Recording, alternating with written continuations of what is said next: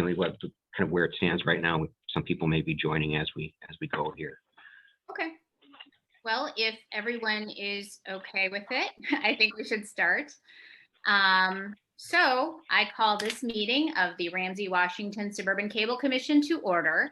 As previously noticed, this meeting is being conducted by telephonic means pursuant to Minnesota Statute Section 13D.021 in connection with the declared public health emergency in response to coronavirus, COVID-19, and the determination that in-person meetings and meetings conducted under Minnesota Statutes Section 13D.02 are not practical or prudent because of a health pandemic or declared emergency. The Commission's Executive Director is physically present at the Commission's regular meeting location. Commission members can hear one another and can hear all discussion and testimony. All votes will be conducted by roll call. Members of the public are invited to participate in this meeting by calling into the teleconferencing system. So, Tim, would you please take the roll call? Yes, Madam Chair. Randy LaFoy. Here. Lisa Reitfeld. Here. Bob Nuffert. Joanne Frayne. Here. Jeff Huber. Steve Bonin. Katrina Beckstrom. Lisa McGinn. Karen Gotchberg. Here. Lori Pulkerbeck. Here. Kevin Zabel. What's this? Les Dom. Here. Ron Den. Here. Luke Bashad. Bev Frent. Vicky Keating. 6. Madam Chair, you have 6 board members present, 6 communities represented, so you have a quorum. Okay, thank you. Next, we will move to open podium. Is there anyone on the Zoom this evening that would like to speak during open podium? Again, anyone that would like to speak during open podium? Hearing none, we will move to approval of the agenda. Are there any suggested changes to the agenda? And if not, I would look for a motion to approve as presented. LaFoy makes the motion. Second, Dom. All right, we have a motion and a second. Tim, would you please take the roll call vote? Yes. Randy LaFoy. Aye. Joanne Frayne. Aye. Karen Gotchberg. Aye. Lori Pulkerbeck. Aye. Les Dom. Aye. Ron Den. Aye. And I'll ask for Jeff Huber. Katrina Beckstrom. Beverly Frent. Okay, the motion carries. And Madam Chair, I'll just continue for the few motions here to call everybody just in case somebody joins while we're in so we make sure we account for everybody as they might come onto the meeting. Motion carries. Thank you. Next, we have our audit presentation. So I would call on Chris Knopik of Clifton Larson Allen.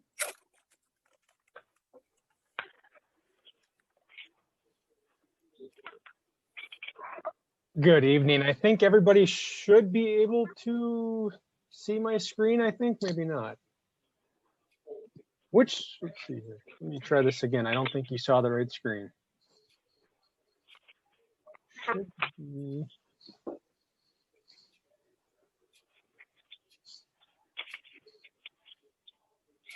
There. Which slider? I'm sorry. Which screen are you guys seeing? Because I don't think it's Seeing what looks like a cover, or introductions okay. slide. And do you see like the little notes part down on the right-hand corner, or not, or is it just No? Well, I'm seeing all the people in the meeting on the right-hand side. I'm sorry about this. My computer is not cooperating. Excuse me, I have to close the door. Neither is Karen's animal. Karen's got animal control. Let's see here. Let's try. You got a dog. You got to get a dog compressor on the audio here. Dog mute. I closed the door, but she's pretty loud. Okay. Are you guys seeing the PowerPoint right now? Yes. Yeah. Okay. I'm seeing the audit presentation. Okay, perfect. I did have the right one the first time around. My little thing that tells me what screen I'm sharing didn't pop up on the right one. So, okay. Well, thank you very much for allowing me a few minutes at the board meeting today to present the audit results for 2020. As we go through this, similar to what we've done in the past, feel free to interrupt me and ask questions as we go, or there's always the opportunity at the end as well. First and foremost, we'll just go through a brief introduction of the audit process. We have some required communications. I will go through the audit results. There's a slide or two on with some financial information on, and then just a summary at the end. So as first of all, with the audit this year, just some of the required communications, the entire board did receive this in letter format as well. But just really hitting some of the highlights on this, it's, you know, really our responsibility as the auditors to provide an opinion on the fairness of the presentation of the financial statements. It provides a reasonable, not absolute assurance as to the financial statements. Absolute assurance is not something that is a feasible task under any audit circumstance, because that means we have to audit 100% of the transactions. So we provide reasonable assurance. We do use a risk-based audit approach. As part of that, we conduct interviews with members of the board as well as management and have internal discussions to make sure we've developed a well-rounded audit approach that covers all of the risks for the commission. The audit itself was actually conducted primarily back in the middle of March, just a little bit behind what we've normally done in the past, but no big concerns there. Cindy and Tim and everybody were really well prepared this year, as they've been in the past, so it always helps make the audit process go smooth. As far as significant accounting policies, those are the very first notes of the financial statements. One thing to note this year, there were no new accounting standards that were required to be adopted that had any kind of significant impact on the commission's financial statements. So it's a nice thing to be able to say that when you look at last year's to this year's, no significant changes as far as what we needed to do. There is also that reminder that there are estimates just naturally included as part of the auditing process or the financial statements. I've listed out the three most significant ones for the commission.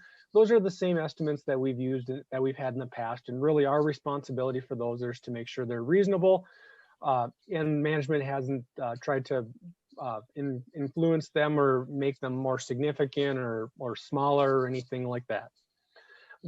Similar to what we've done in the past, we do have some audit adjustments that we have as part of the audit process. They're the same types of adjustments that we've typically had in the past. It's assisting in recording the accruals and some of the fund balance assignments and those types of things. Nothing out of the ordinary compared to what's happened in the past. And then also anything that is back in the back of the financial statements that's considered supplementary information, we just have an in relation to opinion, which means that we're reading through it, making sure that it ties and foots to the front of the financial statements. We'd also let you know if there was disagreements or difficulties with management as part of the audit process. This year we had none. We didn't have any significant issues discussed with management prior to us being retained as the auditors this year, again, outside of just those routine conversations we have every year. And as I mentioned earlier, Cindy, Tim, and the rest of the staff at the commission were well prepared. Records were in order and ready for us when we were working on the audit this year. As far as the actual audit results for the commission for 2020, on the financial statements, you received an unmodified or a clean audit opinion. That is the best that any entity can do. So it's always nice to be able to report that. As far as our internal control work goes, we do look at internal controls for the commission. We do not provide an opinion on those, but we're required by auditing standards to report if there's anything that's classified as a material weakness or a significant deficiency. We have one material weakness for the commission. It's the same type of material weakness that we've had with the commission for several years, and that's really just that you rely on us as the auditors to also assist in preparing the financial statements. So nothing out of the ordinary. Most of the entities we work with for the size of the commission, or even in the case of some of the cities and counties we work with, if they're bigger, they get that same type of a finding if we're involved in the preparation of the financial statements. We also do look at Minnesota legal compliance as part of our audit. It is required by the state auditor's office to look at those as part of the audit process. It covers 6 different areas that they require, and we did not have any legal compliance findings this year either, which is always great to report. As far as the financial results go, just some highlights on this is the general fund. The fund balance this year did increase to just under $438,000. That is just, it's about a year and a half worth of reserves in the fund balance. And I think last year it was about 138%. So it did increase a little bit this last year. And I think really what this is it's allowing the commission some flexibility as you continue to look at and revise your operations and your budget moving into 2021, now that the newest franchise agreement has been signed and you're able to start making some modifications to that. It doesn't require you to instantly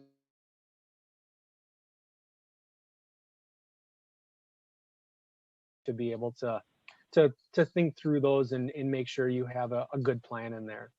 As far as some of the highlights, the franchise fee, that is obviously the largest item on your financial statements for your revenue or expenditures. This last year, it did decrease 153,000 or just over 10%. Your operating grant also decreased about 35,000 this last year. General fund expenditures itself actually decreased 411,000 this last year. And really the biggest piece of that is just the reduction in the redistribution payment this year. There were some other savings and some increases with the franchise renewal legal fees and everything like that last year, as well as then there were some savings and some budgeted capital improvements that didn't happen. All in all, it netted to a decrease in expenditures of about 411,000. The general fund expenditures themselves were under budget by 504,000. I am excluding the franchise renewal in that because that's not a budgeted line item for the commission. And those expenditures decreased this last year, really primarily due to a couple of things. The first one was really there was some budgeted capital expenditures that didn't happen in 2020, and that saved the commission about 240,000 right in there. And then also some reductions or some savings, I should say, in some of the budgeted staff and benefit costs this last year. There were some open positions and things like that didn't necessarily get filled as well. So those were really the 2 biggest drivers in why the general fund was under budget this last year. As far as the equipment fund goes, this year the fund balance did decrease. Really the biggest driver in that is just the timing of the grant payments that happened out there. There was also an increase in expenditures of those municipal expenditure reimbursements for equipment and things like that this last year. So all in all, there was a decrease in there, but there was also no transfers from the general fund. And really that's just the balance in the remaining balance in that fund is really designated or restricted to the various municipalities that are part of the commission for equipment upgrades and those types of activities. So that really concludes my brief PowerPoint presentation. I'm more than happy to answer any questions or anything that any of the commission members may have.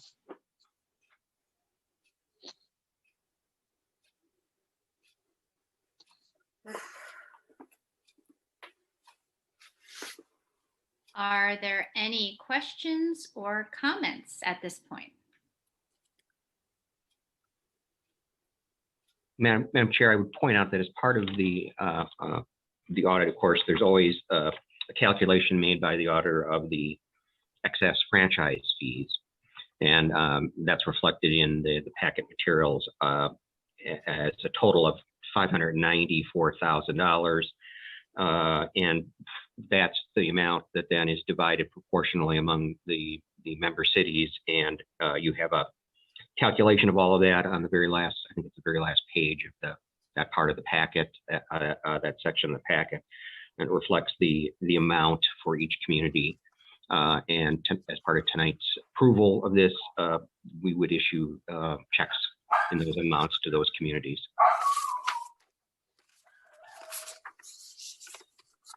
All right, one more time, any questions or comments regarding the presentation or the redistribution payments?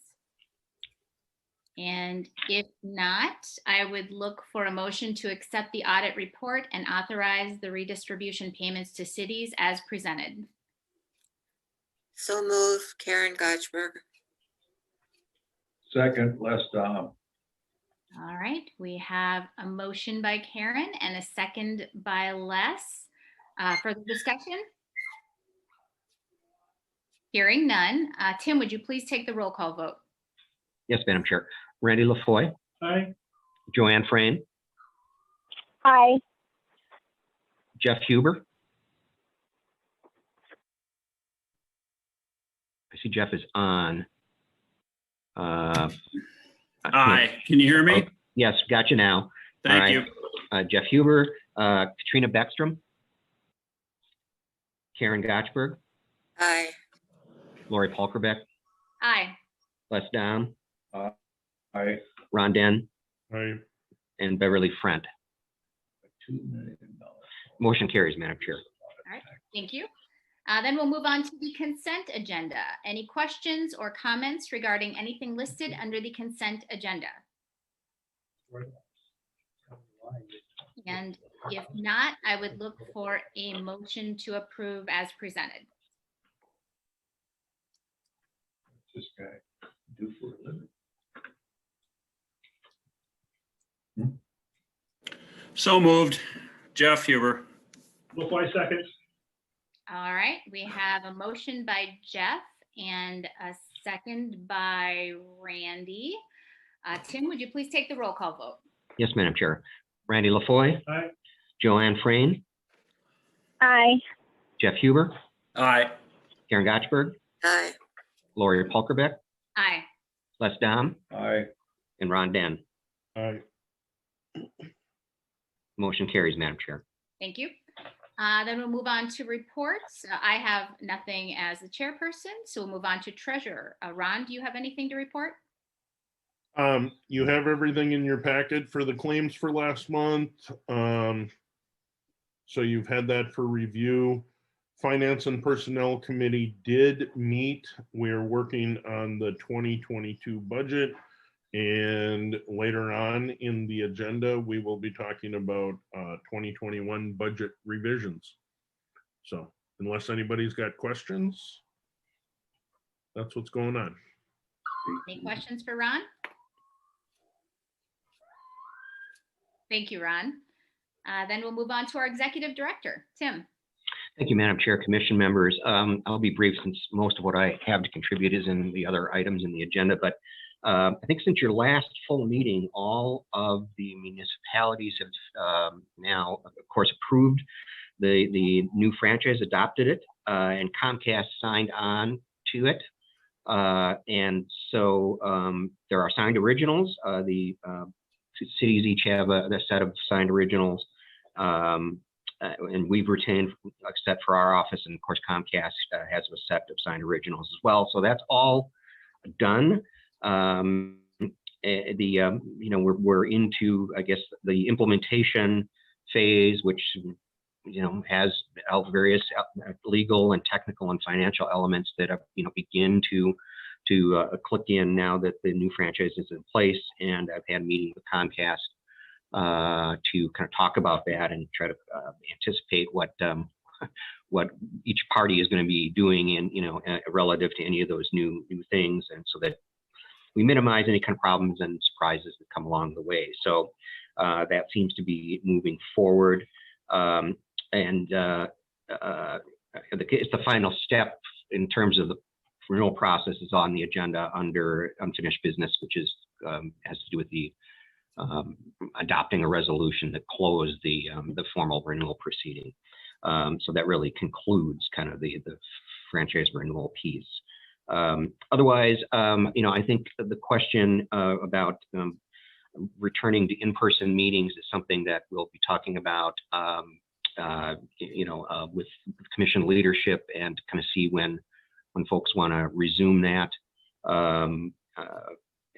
So that's on tap, but we may be able to, there may be interest in trying to accomplish that for your next meeting, which would be in July. But in the meantime, we still have the emergency declaration in place, but that's something that's kind of on the horizon in the question of returning to in-person meetings. I don't mean to ask for any decision on that, but something that I'll be discussing with leadership, and so that some kind of resolution can happen with that. that's all I have for now, unless there are questions. Any questions for Tim? All right, thank you, Tim. Then we will move on to operations update. Program logs and reports are in packets. Any questions or comments? Hearing none, we'll move to committee reports. We have the minutes from 4 meetings. Questions or comments? Hearing none, we'll move on to attorney, and we have a memorandum from Mike Bradley. Any questions or comments regarding that? Then hearing none, we'll move on to cable company, and there was an email from Comcast about the EBB program. Any questions or comments? All right, then we will move on to unfinished business, resolution 2021-2. Tim. Thank you, Madam Chair, Commission members. This is just what I was speaking of in my report. This is a recommendation to adopt a resolution that dismisses the formal renewal proceeding. It's resolution number 2021-02. And this is what is recommended at this time in order to close out the franchise renewal process. And with that, the League of Minnesota Cities will close out its file in defense of us during the proceeding, and we will be officially finished with that process. And so I know the league is waiting for this in order to kind of close out their books and present us with kind of what our copay and on the insurance was, and any of kind of the associated costs that we have to cover for that. But this is the kind of the final step from a regulatory point of view. So we'd recommend approval. So move. Karen Gotchberg. Les Dom, second. All right, we have a motion and a second to approve resolution 2021-2, dismissing the formal renewal proceeding. Any additional comments? I've got a quick question, Jeff. Are you a city or a member township? City. I don't know if you heard that, Jeff. Jeff who? Me, Jeff? Yeah, Jeff Huber. Jeff, Big Jeff. Randy was Yeah. asking whether Grant is a township or city. And Grant has been a city for years and years and years. That's what I thought, because White Bear Township. White Bear Township, that's what it is. Yes. Okay, all right. Yeah. Well, But we Randy's have in the the office. township- I just saw your Hawaiian shirt, Randy. Very nice touch. That's what I say at the I screen. get everybody on. I can't see everybody. Love it. Okay, thank you. There is a motion by Karen, second by Les. Okay. Further discussion? Hearing none. Tim, would you please take the roll call vote? Yes, Madam Chair. Randy LaFoy, Aye. Joanne Frayne, Aye. Jeff Huber, City of Grant votes aye. Karen Gotchberg, Aye. Lori Polkerbeck, Aye.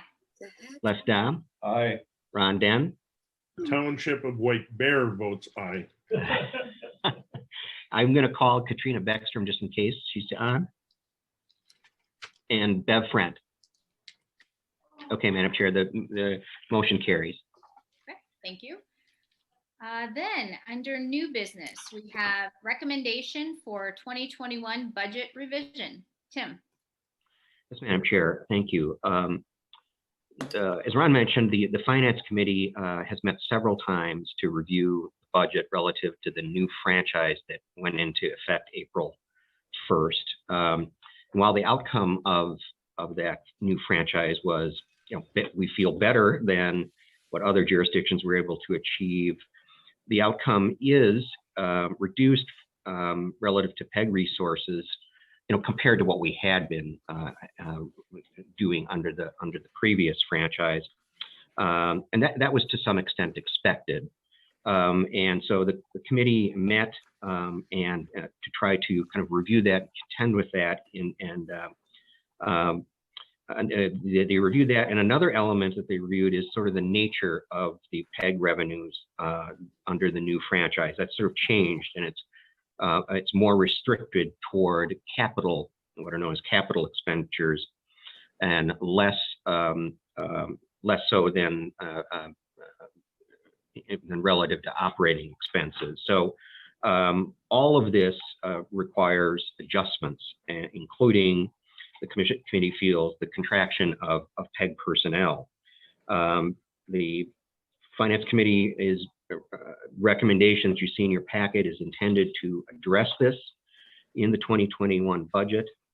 And so they have reviewed this, and you have it in your item number 21.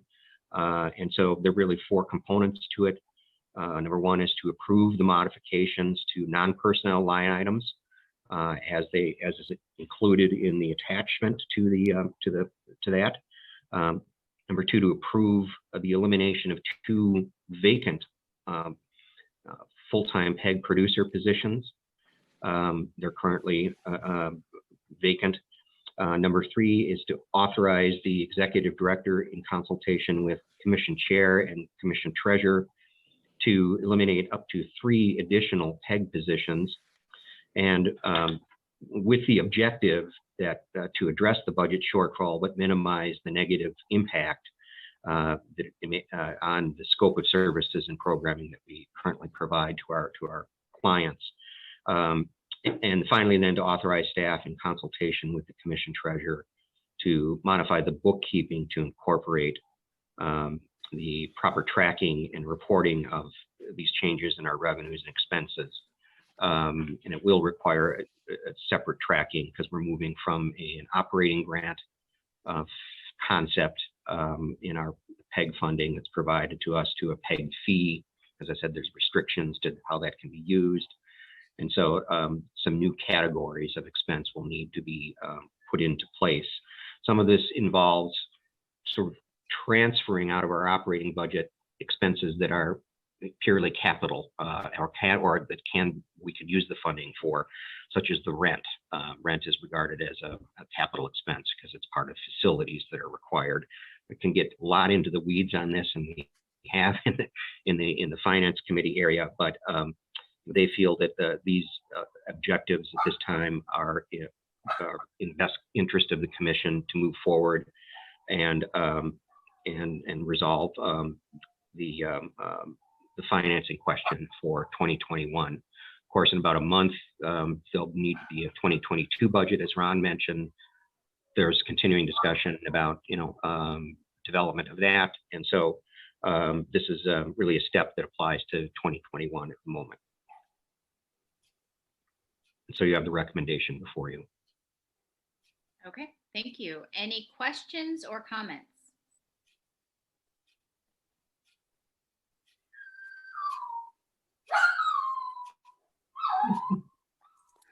I'm sorry. That poodle's got some recommendations. Yeah, I think you should feed that dog, Karen. No, her favorite person left the house, so she's crying. Oh, boy. Just a couple of comments, Madam Chair. These are not easy changes to make, but with the franchise just approved, these changes are inevitable. And I know that the Finance Committee, in league with the Executive Director, is doing everything we can, Mr. Den, Ms. Redfeld, and you, Ms. Pokravic, in order to make these as painless as we can. But these types of changes will never be completely painless. But we're trying to maintain service to our cities, the owners of this organization, and also maintain as much as we can of the original programming and the staff as we can. And these are not easy decisions, but these are decisions that need to be made. Thank you for your comments, Jeff. Well said. Are there any other questions or comments? And if not, I would look for a motion to approve the 2021 budget revision as presented. So moved, Les Dom.